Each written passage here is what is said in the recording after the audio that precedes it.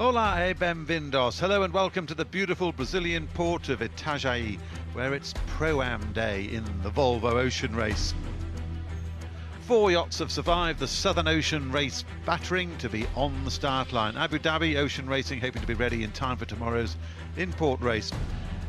And out on the racetrack, beyond this lovely port, it's been a very gentle shakedown for the sailors and their guests on the 4 boats that we've got competing here off this port.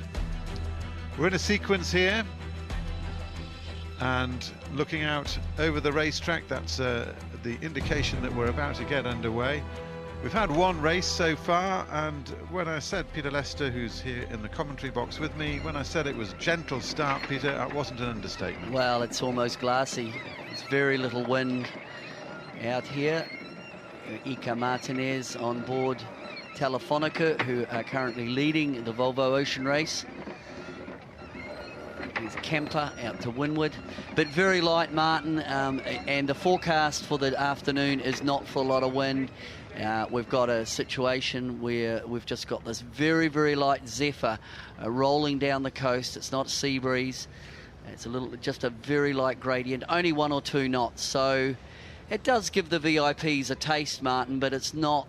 It's certainly not going to be biting conditions. We can see there the glassy effect of the water. Beautiful water, nice and warm, lovely for a swim this morning. You were out there wallowing around yet again? I was, and it was a glorious temperature. This Atlantic Ocean that we're in now, having come out of the Pacific, and we're looking now at the crew on board Camper, and you'll see this guy in the non-uniform. He's one of the guests who's enjoying this rare experience of being able to be on one of these Grand Prix ocean racing yachts, these Greyhounds of the Sea. And this is very much a rebuilt boat that we've got here, and as I said earlier, all 4 yachts have had a real battering through the Southern Ocean. It's been the most testing leg of the race, one of the most testing legs in the event's history, really, and there has certainly been some attrition, but we're now back on the water with 2 minutes to go to the start of the second Pro-Am race, and they're all looking in pretty good shape now, Pete, but the shore crews have sure been burning the midnight oil. Well, the heroes, certainly. The boats came here, big question marks about the integrity of a few of the boats in the Southern Ocean leg, but you walk around the boat park when the boats are out of the water. We saw a Camper go back in the water late yesterday afternoon, and still Abu Dhabi Racing still out of the water doing repairs, but it's remarkable given the pasting that they got, that they're in such good nick. Shore crews put them back together, and I'm sure tomorrow when we get into the import race, I'm assuming Abu Dhabi will be joining Camper. Camper have also been through, they were very late arriving, of course. They had to do a rebuild in Chile. But talking to Chris Nicholson, Martin, they're happy with the job done as the 1 minute signal goes for the start of the VIP race, the second race on the VIP day. We've got Camper up to windward, down to leeward at the far end. That's Telefonica, who are currently leading. Group Arma there, who broke a rig in the leg from Auckland to Itajai. And the leg winner, Puma, down below Group Arma. Bit of a carbon copy for this second race, where we had Camper in the first race, was well up to windward of the fleet and came in second, and out on the bow. You see the bowman there sticking his hand out, calling to Chris Nicholson, plenty of room to come up. Boy, it's glassy though. I mean, these boats will go in next to nothing, but they do prefer a bit more breeze.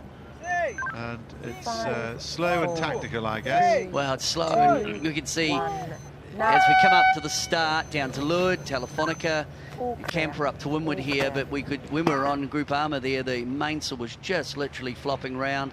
So it's all about time and distance, building speed off the line.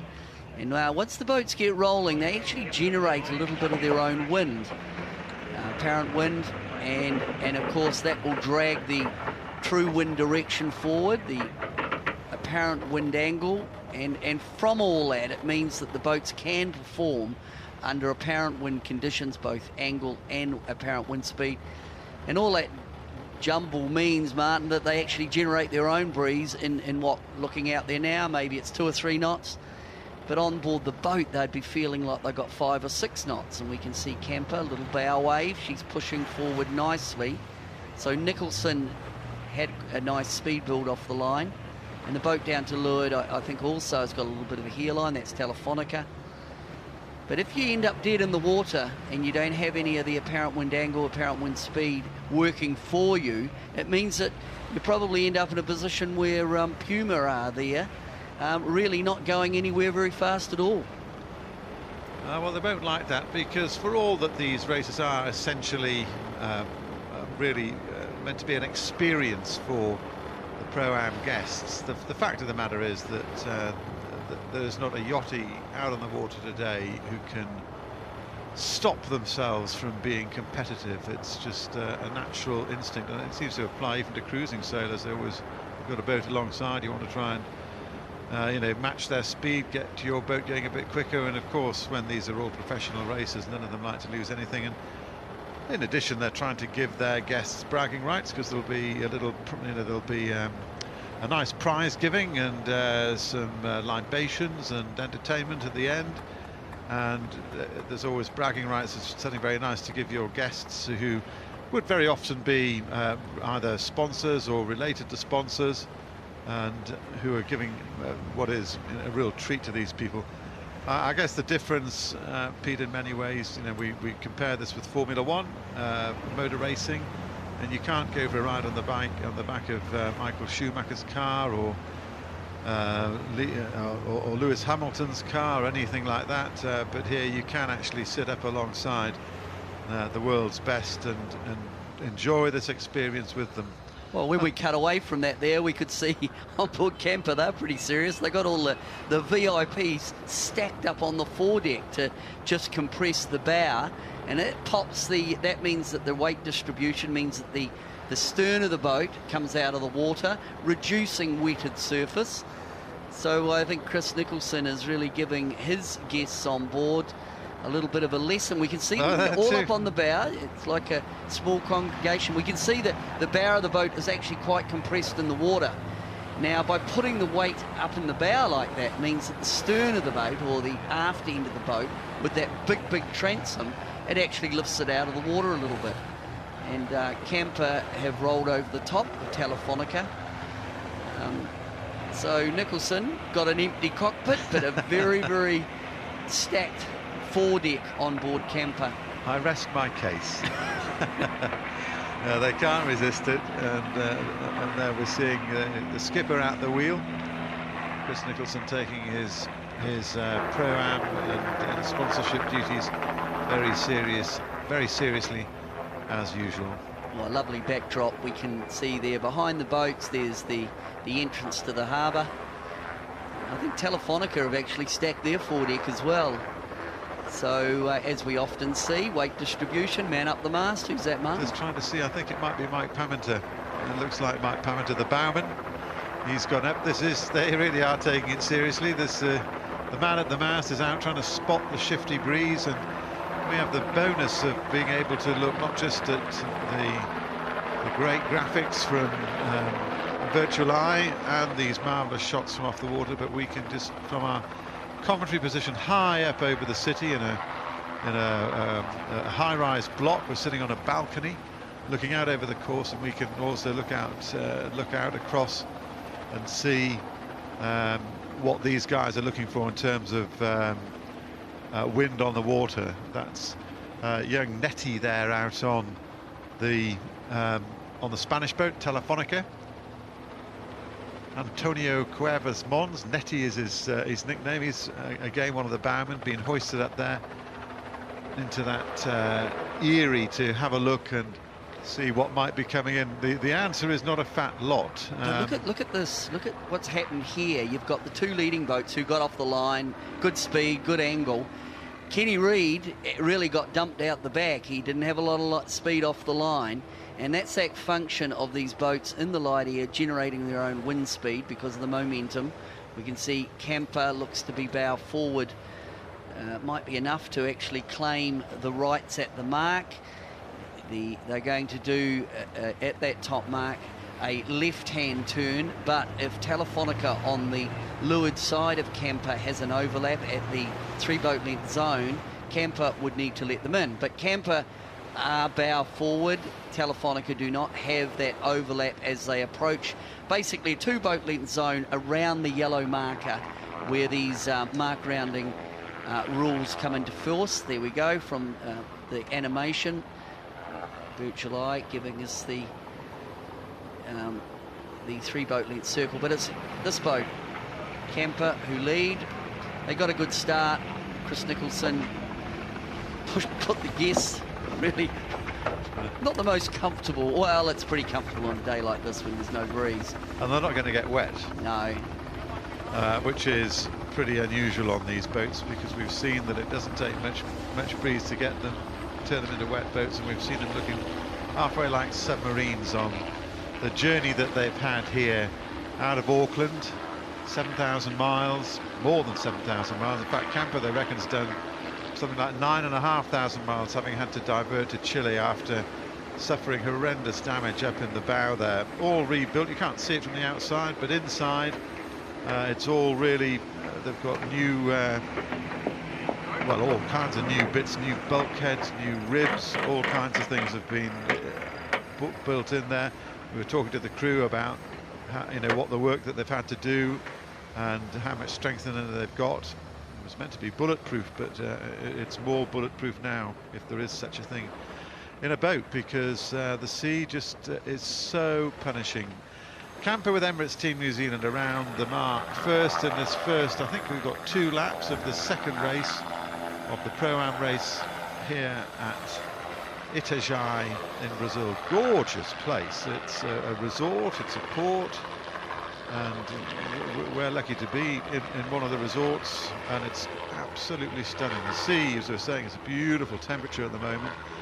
And again, this is the Volvo Ocean race being employed, if you like, as a way of drawing attention to a particularly beautiful region that can see the race as being a way of the world coming to take a look and see what they have here. What they do have is a port that once upon a time was the biggest fishing port in the world, now still the biggest fishing port in Brazil.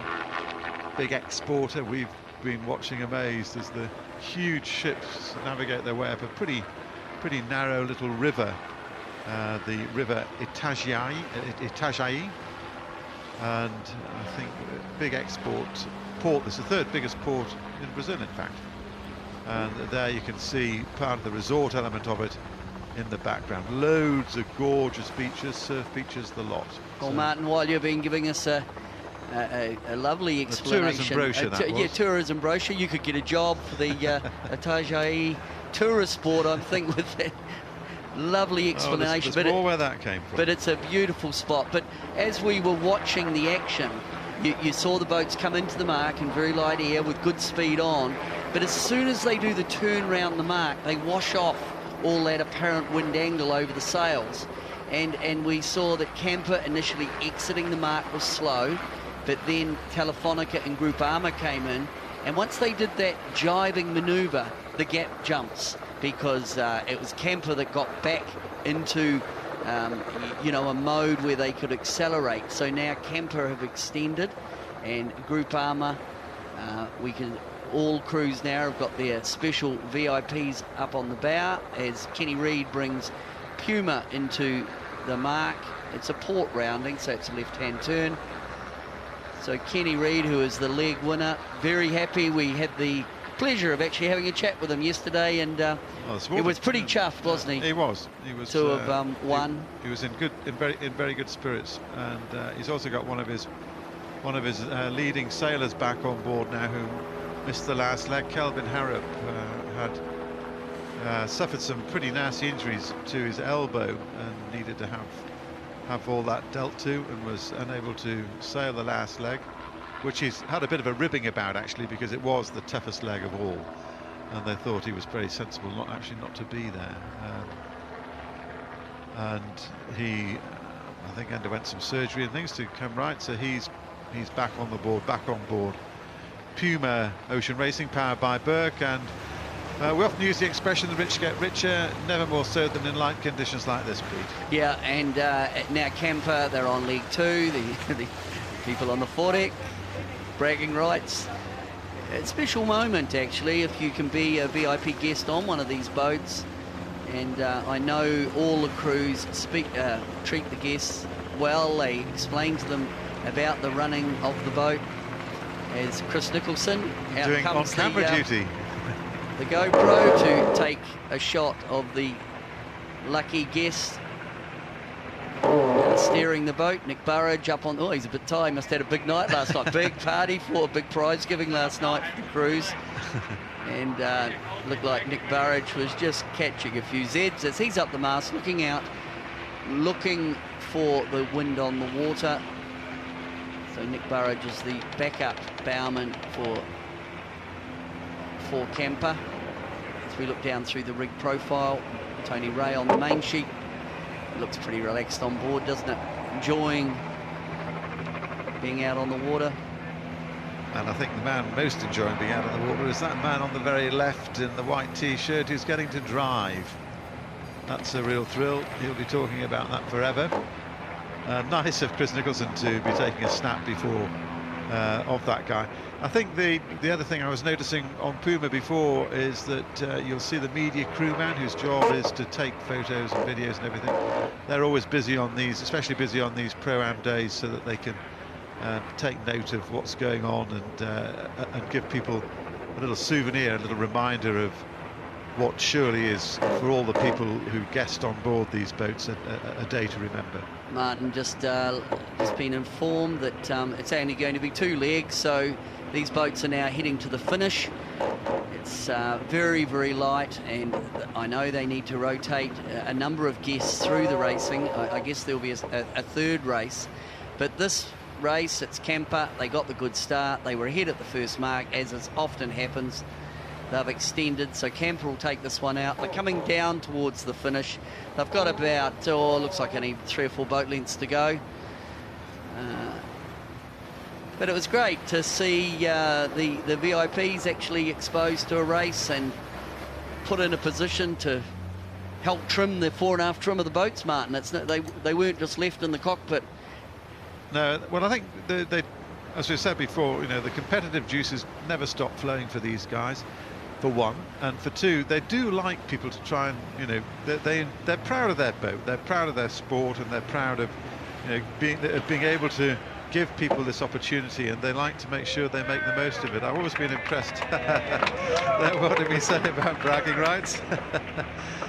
They'll be enjoying that certainly later on when they enjoy some hospitality later on. But every time I've been on one of these Pro-Am races, I've always been very impressed with the attitudes of the sailors in general. That they appreciate the opportunity to show off and give people here we are, but another little example here, an exchange of the wheel, somebody else having a go because I've steered the boat, and it's good. And in the middle, I was talking about the media crew member, and that was Hamish Hooper standing there in the middle before.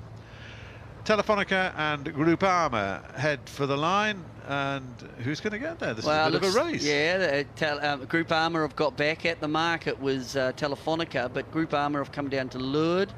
Are they bow forward enough? I don't think they are. I had the liberty of taking a bit of a quick eyeball out the window, or actually we're outside on a deck in our commentary position, but it's Groupama down to leeward, but up to windward it will be Telefonica, who are coming up with a nice little bit of pressure actually. So yeah. Telefonica will take second, with Groupama, who must have done a nice mark rounding. They were behind, and it's close, but it will be Telefonica, Groupama, and Puma will come in fourth.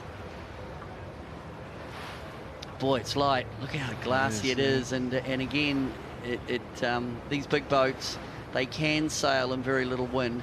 And the other thing to consider is that there's, in terms when you go vertical, what I mean is there's more wind at the top of the mast than there is on the water. So there's probably only 1 or 2 knots down at sea level, but at the top of the mast, it may well be that they'll be reading 3 or 4 knots, and that wind speed differential means that the boats will generate some power, as we can see here with Puma. She's got a good bit of bow wash on as Kenny Reid brings his special guest down towards the finish. A little bit of left a bit, right a bit at the wheel. Kenny's there on the left-hand side of the wheel with a guest actually on the helm itself. It doesn't take a lot to make these boats go, really. Well, they're pretty efficient, and it's, you know, the package, the boats are very fast, as we know, and the rig configuration quite effective. And once the boats start moving, they will generate some speed, as we can see there on Puma, carrying the American flag. Coming down over the line, Kenny Reid will be entertaining his guests because it's pretty colourful as Puma comes down. The start finishing line is between the orange Volvo Ocean Race buoy and the white marker buoy at the leeward end. So all boats are finished. That's the end of the second race of the VIP day here in Itajaí. I think, Martin, they're quite fortunate to actually get anything off, to be honest. It is it looked very quiet earlier. And now look out there now. I think it looks reasonably promising to get off the third race. Well, I think they'll do the Transfora cruise, and I'm sure the teams will be keen to get underway again. Beautiful place, this. It's absolutely stunning. Lovely people, lovely place. The beaches are famously stunning, and I was reading that one of them in particular has a very good reputation for its surf. Got a couple of very keen surfers on the crew working on the Volvo Ocean Race coverage here. And it's just a dramatic backdrop with all these lovely hills covered in sort of really subtropical vegetation, and the beaches are just the most gorgeous white sand. It's a stunning place, and you can see what draws people here.